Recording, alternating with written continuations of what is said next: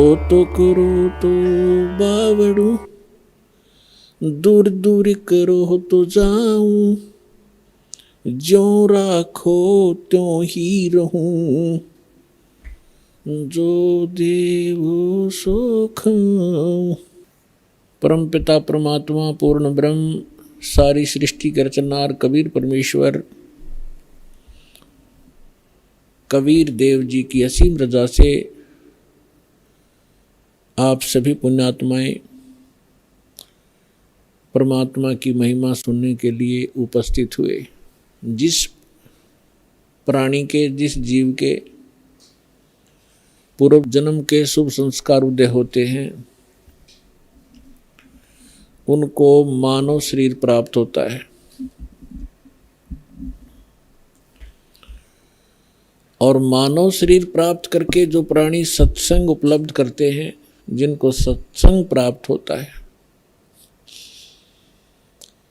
वो और भी ज़्यादा शुभ संस्कारी हंस होते हैं। परमात्मा कबीर परमेश्वर जी हमें याद दिलाते हैं, मानुष जन्म पाय कर जो नहीं रटे हरि नामे, जैसे कुआं जल बिना बनवाया क्या काम। परमेश्वर जो हमारे जनक हैं, जो हमारे हितैषी हैं और जो हमें यथार्थ तत्व ज्ञान और यथार्थ भक्ति विधि बताने के लिए स्वयं ही यहाँ इस काल के लोक में प्रवेश होते हैं। सतलोक से अपने निज सुख में स्थान से चलकर वो भगवान आते हैं। वही आकर के हमें ज्ञान कराते हैं कि आप जिस लोक में रह रहे हो, ये लोक काल का है और काल के अर्थ से आप परिचित हैं। श्रीमद् भगवत गीता अध्याय नंबर 11 के श्लोक नंबर 32 में गीता ज्ञानदाता श्री कृष्ण जी में प्रवेश करके ये काल बोल रहा है। ये कह रहा कि अर्जुन, मैं काल हूँ और सभी लोकों का नाश करने के लिए अब प्रवृत्त हुआ हूँ। अब श्री कृष्ण जी तो पहले ही अर्जुन के साथ थे, तो श्री कृष्ण ये नहीं कह सकते कि मैं काल हूँ और अभी सबको खाने के लिए अब प्रवृत्त हुआ हूँ, अब मैं प्रकट हुआ हूँ।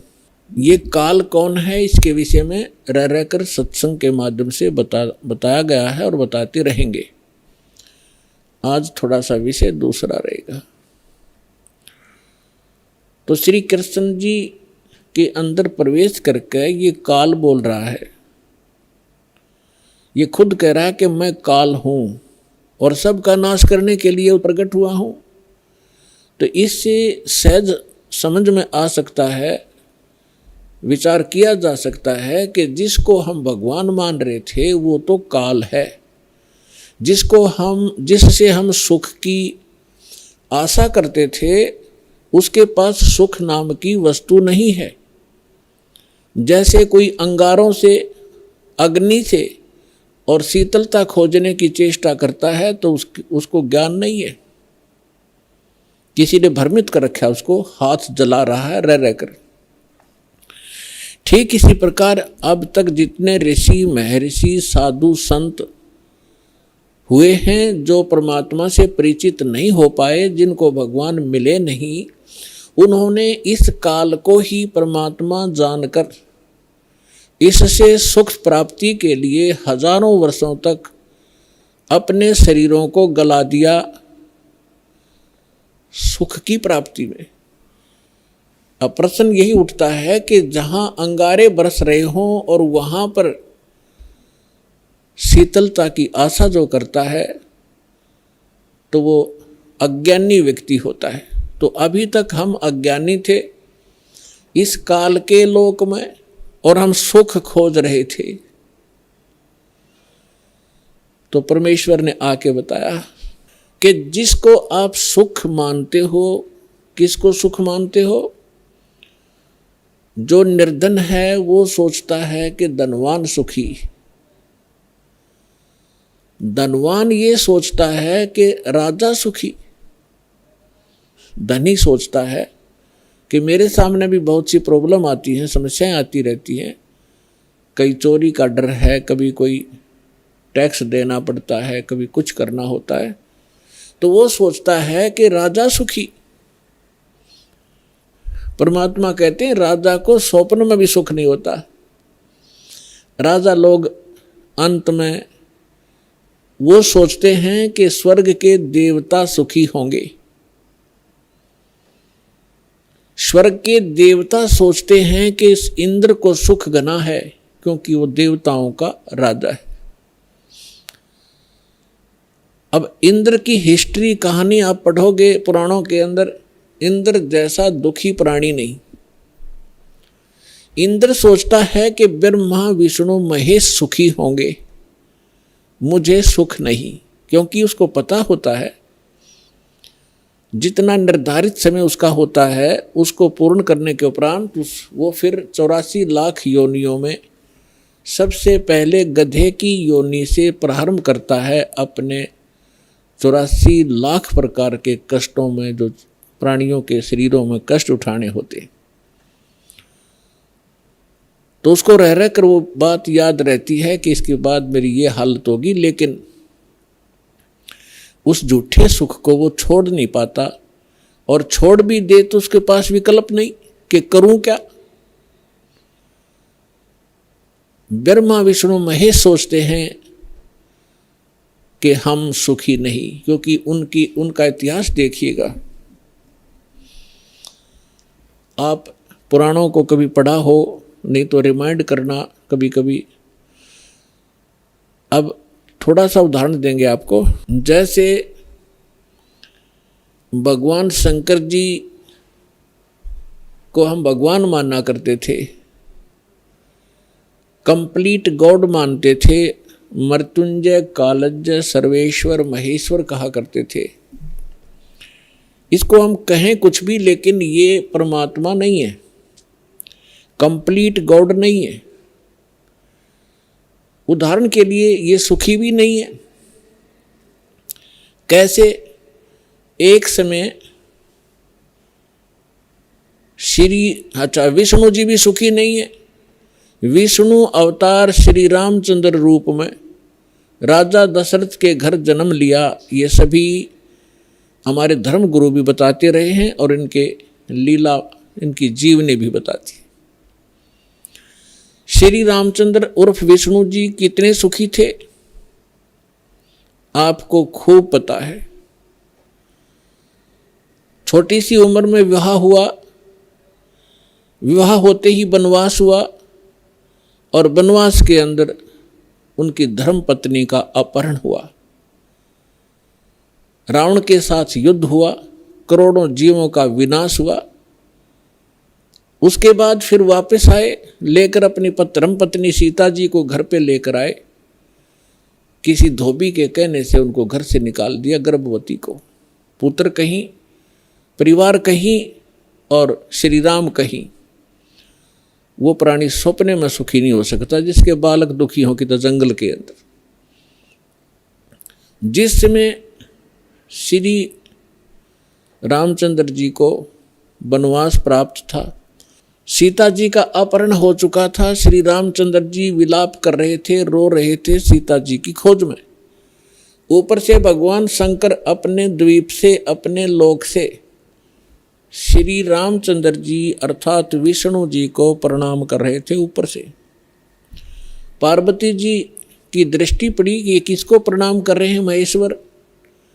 पूछने पर पता चला कि नीचे जो व्यक्ति रो रहा है, वृक्षों से लिपट लिपट कर रो रहा है, पशुओं से गले मिल रहा है, उनसे पूछ रहा है मेरी सीता कहाँ गई।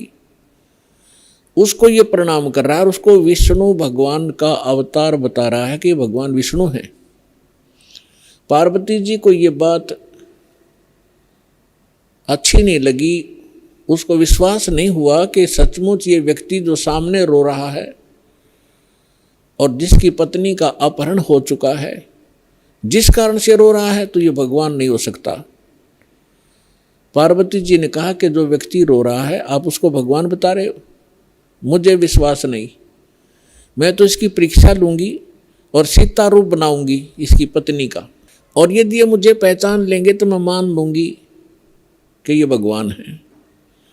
भगवान शंकर ने कहा कि आप सीता रूप मत बनाना, यदि आप सीता जी का रूप बना लोगी तो मेरे काम नहीं रहोगी, मेरी माँ के तुल्य हो जाओगी, मैं आपको एज ए वाइफ स्वीकार नहीं करूँगा। फिर उस समय तो पार्वती जी ने कह दिया कि ठीक है, मैं नहीं परीक्षा लूँगी। भगवान शंकर चले गए इधर उधर सैर सपट्टे को। पीछे से पार्वती जी ने सीता रूप बनाया, श्री रामचंद्र जी के सामने खड़े हो गए। उस समय श्री रामचंद्र जी की दिव्य दृष्टि यानी बुद्धि इस काल भगवान ने खोल दी। अपनी तो पत्नी का पता नहीं उसको कि कौन उठा ले गया, और सामने खड़ी पार्वती को पहचान लिया जिसने बिल्कुल as it is Sita ji का रूप बना रखा था। क्या कहा कि हे दक्ष पुत्री माया, आप भगवान शंकर को कहाँ छोड़ाए। इस बात को सुनकर पार्वती जी लज्जित हुई और कहा कि भगवान शंकर आपको ठीक ही प्रणाम कर रहे थे, मैं आपकी परीक्षार्थ सीता रूप बनाकर आई थी। ये कहकर वो चली गई। अब इस कथा से आपको बहुत से परिणाम निकलेंगे, रिजल्ट निकलेंगे, निष्कर्ष निकलेंगे। एक तो कंसेप्ट यही क्लियर करेंगे कि आपके मन में ये शंका उत्पन्न होगी कि श्री रामचंद्र जी ने पार्वती जी को तो पहचान लिया और अपनी पत्नी के विषय में उसको ज्ञान नहीं, ये कारण क्या है। जिसमें आपको ये कारण समझ में आवेगा तो आप समझो अध्यात्म मार्ग पर चल पड़े। इसका कारण है जैसे गीता अध्याय नंबर 7 के श्लोक नंबर 4, 5 और 6 में ये गीता ज्ञानदाता कहता है कि अर्जुन, यहाँ जितने भी मेरे लोक में जितने भी प्राणी हैं, इनमें बलवानों का बल, बुद्धिमानों की बुद्धि मैं ही हूँ, यानी मेरे ही कंट्रोल में है। जब चाहे इनको ओपन कर दूं, जब चाहे इनको ऑफ कर दूं, जब चाहे मैं इनको ऑन कर देता हूं। उदाहरण के लिए एक समय आपने महाभारत खूब सुना होगा, महाभारत का युद्ध भी सुना है खूब। महाभारत के युद्ध के दौरान अर्जुन ने अपने धनुष के माध्यम से इतना नरसंहार किया था और सूरवीर कहलाए थे। एक तीर से 100 व्यक्तियों को मार डालते थे। वही गांडीव धनुष सुप्रसिद्ध था उसका। जिस समय श्री कृष्ण अर्थात विष्णु जी श्री कृष्ण रूप में देवकी के गर्भ में जन्मे थे, उसके बाद उन्होंने श्री कृष्ण रूप में जो का लीला की थी, जीवन व्यतीत किया था, अंत समय में उनकी मृत्यु एक शिकारी के विषाक्त तीर से हुई थी और पांडवों को उसने वहां बुलाया था। अंत समय में पांडवों से श्री कृष्ण जी ने कहा था कि आप इन सभी औरतों को जितनी द्वारका के अंदर है सबको अपने साथ ले जाओ। यहाँ पर यादव कोई बचा नहीं है, क्योंकि दुर्वासा जी के श्राप से इंक्लूडिंग श्री कृष्ण जी यादव कुल पूरा नाश हो गया था। छोटा बालक भी नहीं बचा था। नर यादव जो गर्भ में थे, गर्भवती औरतें थी उनके गर्भ में थे। उसके बाद ये वंश पुनः चला है और कहा था कि आप इनको वहाँ ले जाओ अपने राज्य में, यहाँ पुरुष रहा नहीं, यहाँ के और लोग इनकी बेइज्जती करेंगे, सताएंगे, आप इनको ले जाना। तो श्री कृष्ण जी के आदेशानुसार अर्जुन सभी गोपियों को, द्वारका की स्त्रियों को साथ लेकर आ रहा था। रास्ते में भीलों ने, जंगली लोगों ने उनको घेर लिया। अर्जुन उनसे लड़ने की तैयारी करने लगा, उसके हाथ से गांडीव धनुष उठा नहीं और खड़ा खड़ा देख रहा, थर थर कांप रहा है योद्धा। भीलों ने उसको पीटा, औरतों के गहने तोड़ दिए, कुछ औरतों को घसीट ले गए। अर्जुन खड़ा खड़ा कांपता रहा। उस समय अर्जुन श्री कृष्ण जी को कोस रहा था, 100 गालियां दे रहा था कि कृष्ण तूने सदा ही हमारे साथ धोखा ही धोखा किया है। जब मुझसे नरसंहार कराना था, युद्ध करवाना था महाभारत का, उस समय मेरे अंदर शक्ति भर दी। एक तीर मारूं था 20 मरे थे। आज वही अर्जुन और वही धनुष, आज मैं इसकी प्रत्यंचा नहीं चढ़ा पा रहा हूं। तो यहां परमात्मा कहते हैं कि जो इस रोग की जड़ है उसका तुम्हें पता ही नहीं। तुम तो श्री कृष्ण को कोस रहे हो। ये काल है जो 21 ब्रह्मांड का स्वामी है। श्री ब्रह्मा, श्री विष्णु, श्री शिव जी के पिता हैं। ये है यहाँ के सारे दुख की मूल। और वो खुद कहता है गीता अध्याय नंबर 7 के श्लोक 5 से लेकर 6-7 में कि मैं बलवानों का बल और बुद्धिमानों की बुद्धि मैं ही हूँ, यानी मेरे कंट्रोल में। अब जब उसने नाश करवाना था महाभारत का, तब तो उसको बल दे दिया, अब स्विच ऑफ कर दिया। अर्जुन खड़ा खड़ा पिट रहा है। ठीक इसी प्रकार श्री रामचंद्र जी को कि वहाँ तो बुद्धि खोल दी कि ये सीता नहीं है, पार्वती है। अपनी पत्नी का पता नहीं, उसको उठा कौन ले गया, ऑफ कर दी फिर बुद्धि उसने।